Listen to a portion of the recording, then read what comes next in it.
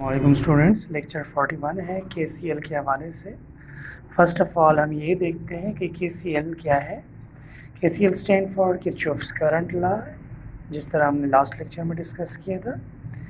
और according to this law, on any point or node in a circuit, sum of all the currents coming towards it is equal to sum of all the outgoing currents।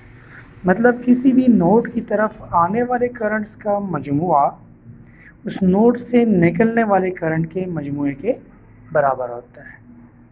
For example, ये हमारे पास एक node है और यहाँ से एक supply आ रही है, करंट आ रहा है इस रास्ते से, एक करंट इस पाथ से आ रहा है लेट्स सपोज, और एक करंट यहाँ से आउट जा रहा है, एक इस रास्ते से आउट जा रहा है और एक इस रास्ते से आउट जा रहा है। अब हम इसको डिफ़ाइन कैसे करेंगे कि फॉर एग्ज़ाम्पल ये दो करंट इन आ रहे हैं और ये तीन करंट आउट जा रहे हैं, तो KCL को हमने कैसे डिफ़ाइन किया है कि किसी भी नोड की तरफ आने वाले करंट्स, ये दो आने वाले currents, this is I1, this is I2, और ये 3, 4, 5, I3, I4 और I5 ये आउटगोइंग करंट्स। तो जितने इनकमिंग करंट्स है उनकी समेशन, ये समेशन का साइन है, सम का मतलब समेशन, मतलब तमाम इनकमिंग करंट को जमा करो आपस में इस साइड पे। तो इस टिपिकल सर्किट के लिए KCL इक्वेशन बनेगी I1 plus I2 equal to summation of all outgoing. Outgoing यहाँ पे क्या है, 3 है, तो I3 plus I4 plus I5।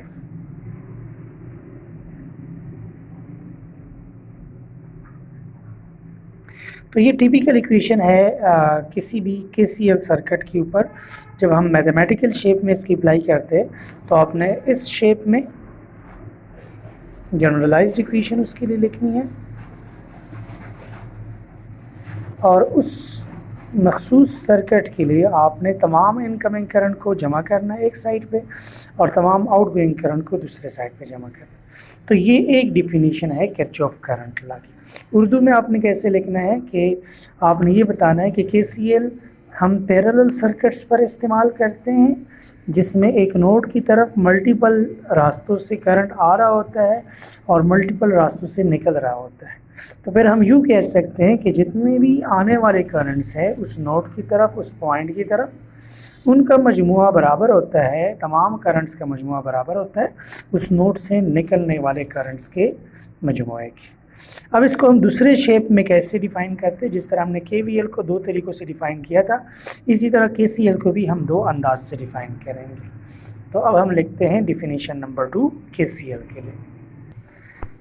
According to second definition of KCL, sum of all the currents on any node is equal to 0। मतलब node के साथ जो भी रिलेटेड करंट्स है, नोड के साथ मुंसलिक जितनी भी करंट्स है, मतलब इस नोड की तरफ ये दो करंट इनकमिंग है, 3 करंट आउटगोइंग है, तो हमारे पास 5 तरह के डिफरेंट करंट्स हैं।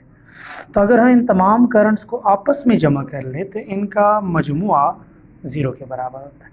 इसमें एक चीज़ आपने जहन में रखनी है कि हमारे पास अगर हमने इनकमिंग को हमने पॉजिटिव में ले लिया, फॉर एग्ज़ाम्पल I1 है, I2 है, तो फिर आउटगोइंग को हम नेगेटिव में लेंगे। मतलब डायरेक्शन को हमने यहाँ पे लिखना है, करेंगे जमा, लेकिन हमने ऐसे लिखना है प्लस मनफी I3। मनफी क्यों लिख दिया? मनफी ये जाहिर करता है कि ये करंट बाएं की तरफ जा रही है।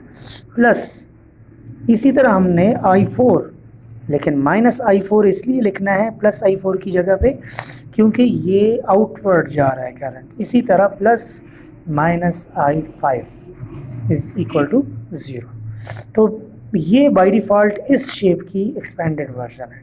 अब मज़ीद हम करेंगे तो फिर वही इक्वेशन बनेगी, क्योंकि ये हमने देखा ना, मज़ीद इलाबोरेट करते हैं तो I1 प्लस I2 हमने लिख लिया, प्लस इंटू माइनस माइनस आ जाता है माइनस I3, यहाँ पर भी माइनस आ जाएगा माइनस I4, यहाँ पर भी माइनस आ जाएगा minus I5 is equal to 0।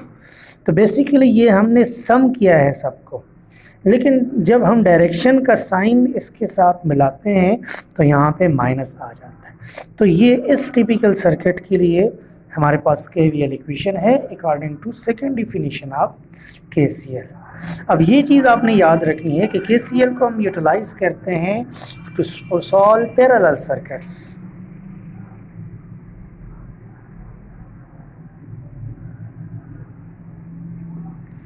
और KVL को हम यूटिलाइज करते टू सॉल्व सीरीज सर्किट जहाँ पे वोल्टेज तकसीम होती हैं।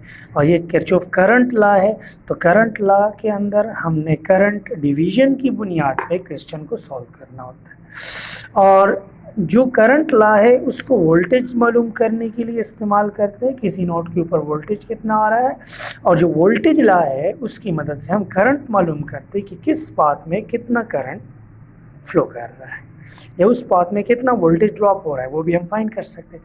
तो डिफरेंट एप्लीकेशन है KCL और KVL की, मतलब मल्टीपल एप्लीकेशंस के लिए इसको यूटिलाइज किया जा सकता है। आप इसकी एक्सटेंडेड वर्जन में पावर लॉस कैलकुलेशन भी कर सकते हैं, लेकिन मेन जो रोल है KCL का वो करंट डिवाइडर के उसूल पे काम करता है, लिहाजा इसको हमने करंट डिवाइडर बेसिस पे पैरेलल सर्किट को सॉल्व करने के लिए यूज़ करना है। तो आगे इसके ऊपर हम न्यूमेरिकल अभी सॉल्व करेंगे नेक्स्ट लेक्चर में, लेक्चर नंबर 42 में एक KVL के ऊपर क्वेश्चन सॉल्व करेंगे, टिपिकल क्वेश्चन, और एक आध हम क्वेश्चन सॉल्व करेंगे KCL। तो ये आज का हमारा टॉपिक था। उम्मीद है कुछ ना कुछ आपका कंसेप्ट क्लियर हो चुका होगा कि KCL और KVL में फ़र्क क्या है और दोनों को यूटिलाइज कहाँ पे किया जाता है। Thank you for watching. अल्लाह हाफिज़।